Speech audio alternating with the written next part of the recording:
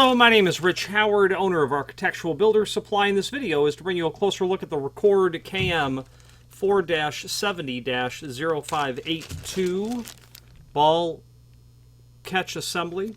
Let's take a closer look at it. We'll take dimensional properties of the item as well.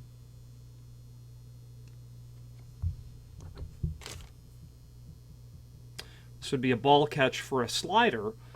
Sliding doors obviously do need to be compliant with egress code, so the ball catch is going to be part and parcel of what keeps the door in the closed position, or the proper non-swinging orientation.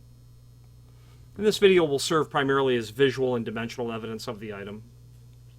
Diameter of the ball catch, 0.748, so basically 3/4 diameter. Overall length, at least where it is right now, 1.585. Spring-loaded ball, it's a lot of tension set on that inside of there, and it would normally be so for a door application.